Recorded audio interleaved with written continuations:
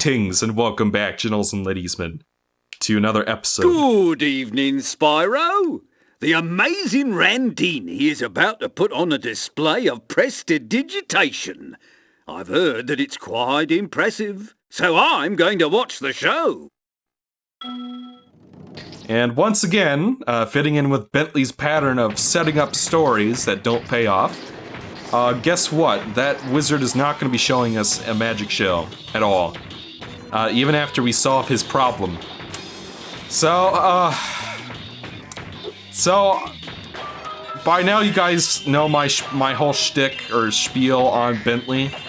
There were fun ideas for mechanics here, but the 4 areas that you get to play as him in overall don't really utilize them all that especially well. And this one, to a lesser extent than the boxing one, like here we still get to move around and hit stuff with our club at least, and that'll apply to the minigame as well, but it's just like, you know, I feel like they could have come up with something that was a little better than this, you know?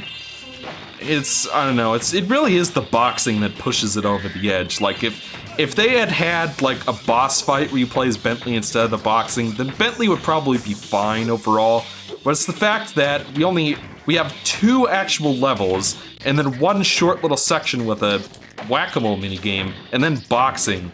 You put that all together, and it's just not that great in the whole. I'm afraid my magic show seems to have overexcited the moles. They need a good bonk on the head to calm them down, and you look like just the man to help.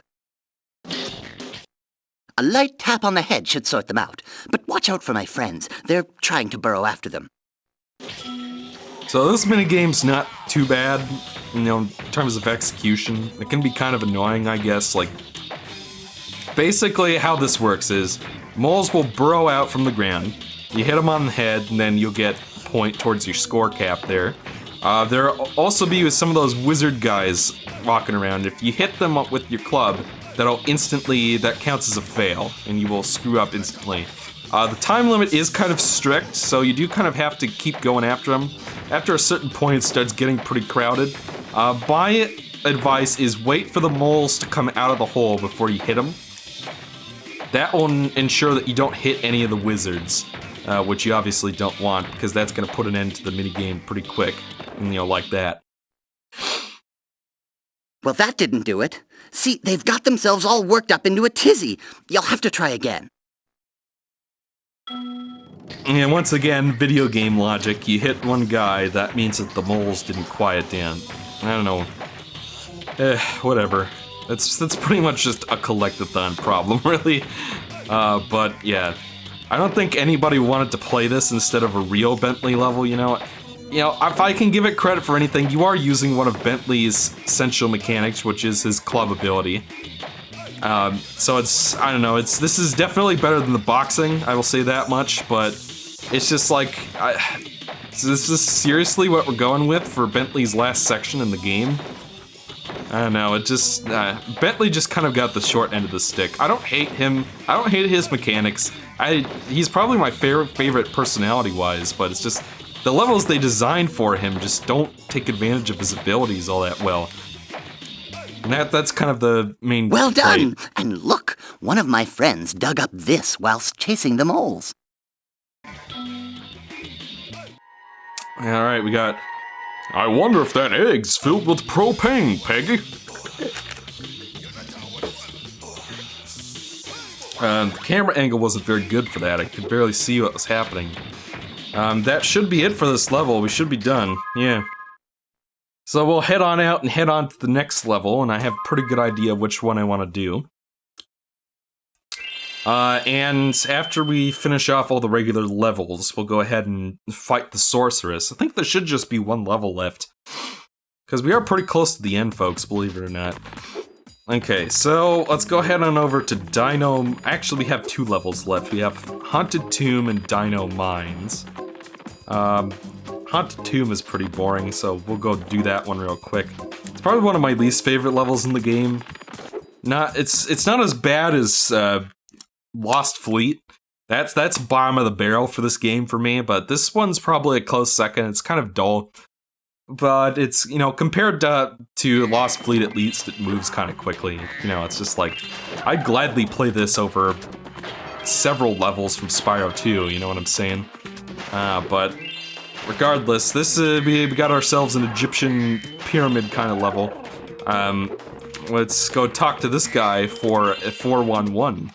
Ah! Yet another daredevil adventurer has come to rob our catacombs of loot. Let's just hope you're made of tougher stuff than the last guy. If you can survive the trials of our catacombs and answer my riddle, we will give you a prize befitting your efforts. Here is my riddle. I am a vessel without hinges, lock or lid. Yet within my walls a golden treasure is hid. What am I? Alright, so that's our little riddle here, is that we gotta solve before the end of the level. That'll be the last thing we do before we get the egg for beating the level, so to speak.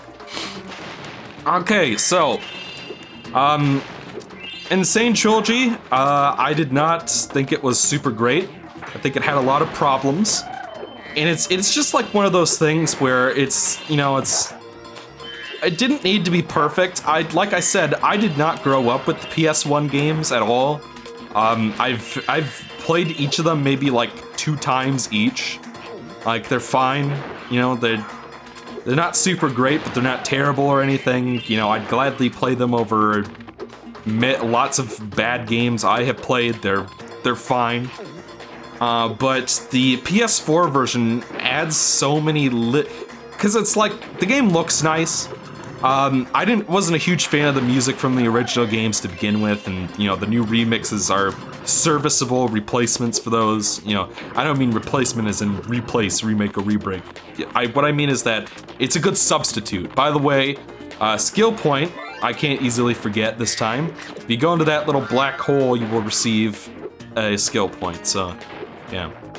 So by the way, those coffins, those sarcophagi, in order to destroy them, well, those little weird white snowball things, like, you can pick them up in your mouth and then shoot them at stuff. And if you shoot them at the sarcophagi, you will release a gem and prevent any more enemies from spawning from that. By the way, looks like that fodder is walking midair. Geez, like, I'm discovering all sorts of weird stuff in this play session. But these rock golem monster things that go blank stare when you kill them, they will throw those little white snowball rock things at you that will explode, so yeah. As you can see, here we have another one of those guys, so wait for it to land. And if you wait too long, it will explode, so then just shoot it at the thing and it'll blow up and you'll get a gem for it. So make sure you do that. But the Insane Trilogy was, I guess at the end of the day, they're okay, but I would, even as someone who did not grow up with the originals, it seems like the originals are consistently better across the 3 games.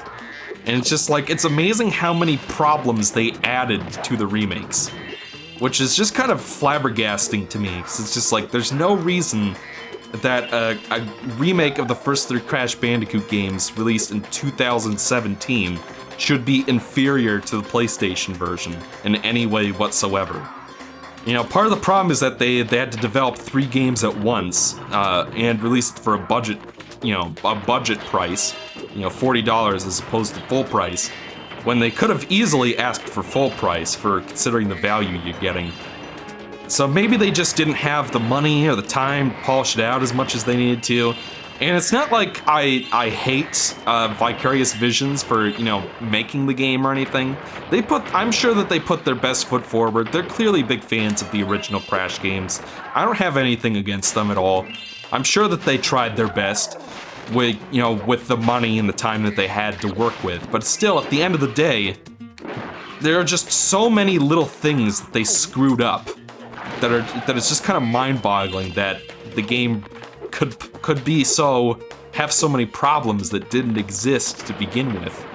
And it's just like, I need a full review to account for each of those, but you get what I'm saying here. And So it's just like, on one hand, I want Spyro to get that same recognition because I think Spyro is way, way better than Crash to begin with. But on the other hand, you know, and obviously I'm glad that he's getting a remake at all, because, you know, just that recognition that people still care about this old Spyro gameplay, that we want to see that in HD, you know, with the new coat of paint and new music and all that good stuff. I'm grateful for that much, but I'm also concerned that what happened with the Insane Trilogy, with all of its little problems, is gonna happen again. And in this case, I have a lot more experience with the original games that are being remade. And if I felt the way I did about the Insane Trilogy with barely, you know, with having maybe a casual, you know, experience with the original games and still finding them better, you know, you can only imagine what might happen with Spyro when that gets remade. Now that said, why I do have some reservations with the whole thing. I do have reason to believe that a Spyro remake trilogy has a better chance of turning out well than the Insane Trilogy did. Because for one thing, I've seen some interviews with the developers. The game is being developed by the team behind the game's being developed by the team behind the Skylanders series. Toys for Bob is what they're called. And just listening to the developers talk about the original trilogy, there's clear that they're much like with Vicarious Visions, there's a deep affection and love for the original games. Clearly they are fans of the Spyro character and are happy to be working on a remake trilogy. I was afraid that when the remake was going to be announced, and you can certainly look through some of my older tweets and see my concern for this, that they were going to use Spyro's Skylanders character design, which, in my opinion, is really ugly, and I would not want to see that in a remake of the original trilogy, but thankfully, I can put those concerns to rest. We know that Spyro's character design in the remake trilogy is going to be modeled off of his original PlayStation trilogy design. You know, they were smart enough not to change that, because, you know, I'm sure I wouldn't. I'm more open-minded about that kind of thing than most people, but even still, I was concerned about that. So I can only imagine what some other people might have said if they had gone with the Skylanders design instead. But thankfully, that's not a concern we have to have. They're getting Tom Kenny back to voice Spyro again, which is a good choice. Think everybody can be happy with that. I would have preferred Jess Harnell, but Tom Kenny is just fine. Probably the most sensible choice they could have made in that regard. And I don't know. It's just it seems like we're off to a pretty good start with this remake trilogy so far. And, you know, just listening to some of the lead developers talk about what they're trying to do with this remake trilogy, like some of the changes that they plan to make, like, for example, even though all three Spyro games on PlayStation support the DualShock controller, none of them use the right stick at all, which always baffled me. So one of the things that's going to get added to the Reignited Trilogy is dual analog camera control, so that you can move around with the left stick and move the camera with the right stick, which will be a nice improvement, because while I'm used to the shoulder button camera, I do know a lot of people who aren't a big fan of that will probably enjoy having the ability to use the right stick to control the camera. They're going to be adding like lots of environmental details and stuff like that. You know, and it's just, all those things sound good to me.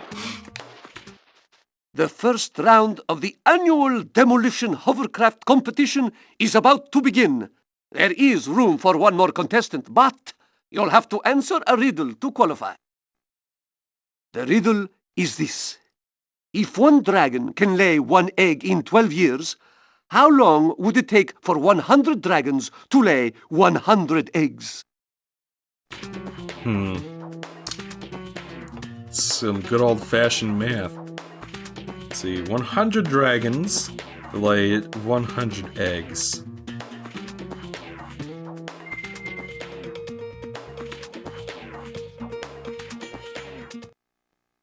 very impressive. I'm not very good at math. That is correct. Good luck in the demolition hovercraft competition. All right. So let's take a peek at the help, see how this works. Strafe with L1 and R1, shoot with circle, and then shoot an angled shot with the square button. So the square button is the the cannon aims upward and then shoots. So, for example, we have another hovercraft there behind that urn. We shoot... Damn, I'm getting my arse kicked. Oh, and remember, for some reason, camera is not working the way it's supposed to, so make sure that you set your camera to passive before playing this minigame, otherwise the camera will tilt while you're strafing, and you wouldn't want that. So this minigame isn't too bad. I know some people who hate it, but you know, the controls are pretty straightforward. If you've played any of Agent 9 or Sergeant Bird's levels by this point, or even any of the Sparks levels, you should have no problems adjusting to these controls. Like, it works perfectly fine. Well, that was a fierce battle indeed. Please accept this prize for winning the first round. Alright, so there we get Michael Jackson. Like, why would you go to the trouble of naming a dragon MJ and not have it moonwalk? You may now enter the championship round. However, this is an exceedingly dangerous sport. Might I suggest you quit while you're still in one piece? My, such a brave reptile you are.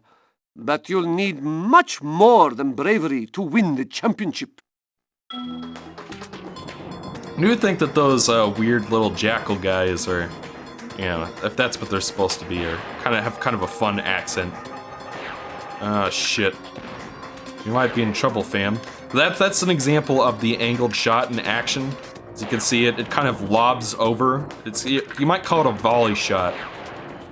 But personally, I find that it's much easier to draw them out from their cover and then shoot them and then strafe out of the way, you know? And I died. I think I have to do the first round again, but I guess we'll find out, won't we? You may now enter.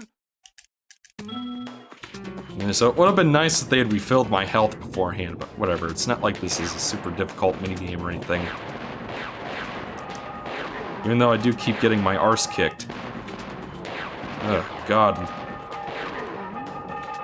Anyways, looks like we got another cannonball heading right towards me. Oh boy, I'm already at like 2 hits. This is with the... Good lord, man. Can't remember if I get, shit. You do get, a special upgrade for Sparks after one of his levels. Can't remember which stage it was, though. I want to say it's the 3rd one. I think that's the one where you get to break baskets, but with Sparks just... No, you get something. Point is, when you beat one of the Sparks levels, you unlock an extra hit point, basically. And if you're having trouble with some of these later minigames, you might want to do that. Looks like we gotta figure out how to kill that bug somehow. The stupid thing won't die. I mean, come on.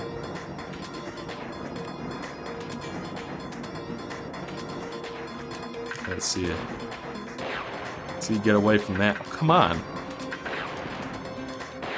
It's like I can't aim down and shoot at him, so... Oh. Okay, there we go. So yeah, that does help, having Sparks here to help you out. And tank a couple hits for you. Tank. Alright. Looks like we're almost out of time for this episode, so we'll shoot that guy there.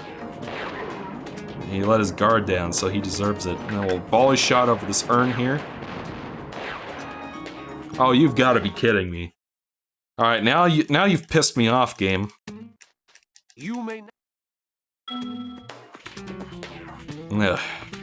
Usually I beat this in one go, but can't win them all. Once again, much like the rest of the game, you can press L1 or R1 to center the camera behind your... Jesus. There's gotta be a better way to do this than I'm not doing. Should be taking cover more often. Just like, come on, I was moving. Strafing is so slow. Hopefully this is another minigame that they can improve on the remake. Because obviously, we have different expectations for controls in these games nowadays, so... Alright, I've died like 5 times. Can I beat this already? Can we beat this? Come on. Come on, Jamal. Malcolm Jamal Warner. Jesus, die already, you son of a bitch.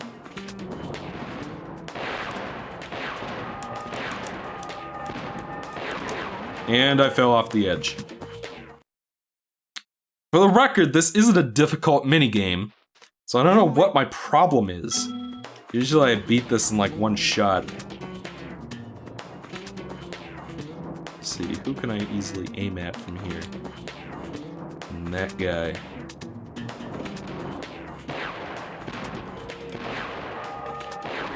Got him. That's one guy down. I could take cover over this way. So at least they got competent AI, if nothing else. Because if this was Spyro 2, it would be piss easy.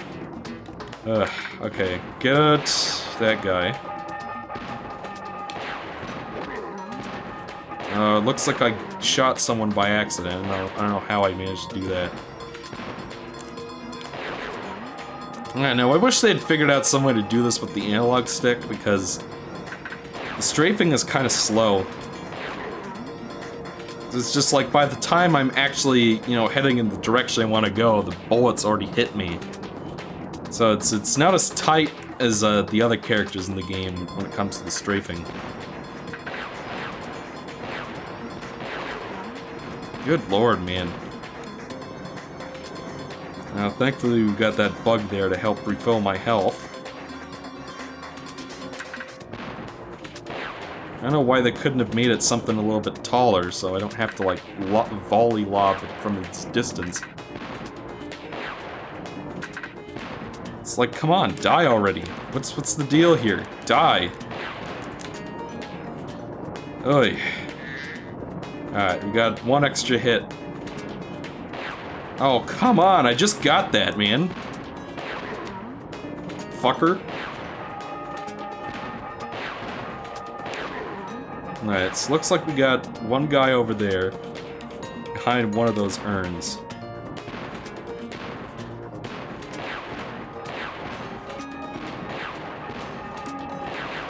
Oh, come on! This is ridiculous! I've never had this much trouble with this minigame in my life.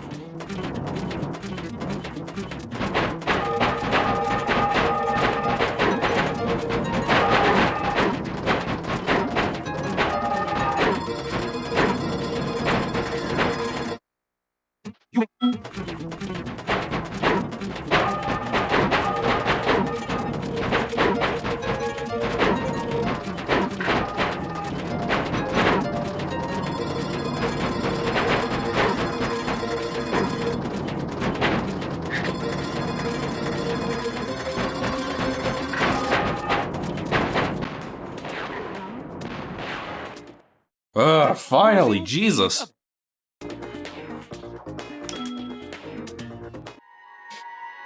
MJ and TJ, huh? Maybe it was a reference to the developer's children. I don't know, man. I don't know. Alright, so that's all the time we have for today, gentles and ladiesmen. Please join me in episode 22, I think it is. And if I'm not wrong, don't spear me. As the great Sid the Sloth would say. Join me in the next episode, but actually, what the hell, we'll talk to this guy now. I see you've managed to survive the trials of the catacombs. Now let's find out if your wits are as quick as your feet. Do you remember the riddle? I am a vessel without hinges, lock or lid. Yet within my walls a golden treasure is hid. What am I? Bandicoot. Have you heard that one before? I never thought you'd get it. Very well. A bargain is a bargain. You may have the dragon egg that I was guarding from the sorceress. Yeah, so you might have noticed a pattern with this last world. Is that, Sorceress and the I Rhinox. waited 7,000 years for someone to solve that riddle. Now, I can finally head off to Seashell Shore to bury some bones. Yeah, so he's leaving. Yeah, so I guess we'll talk more on the next episode. See you guys then.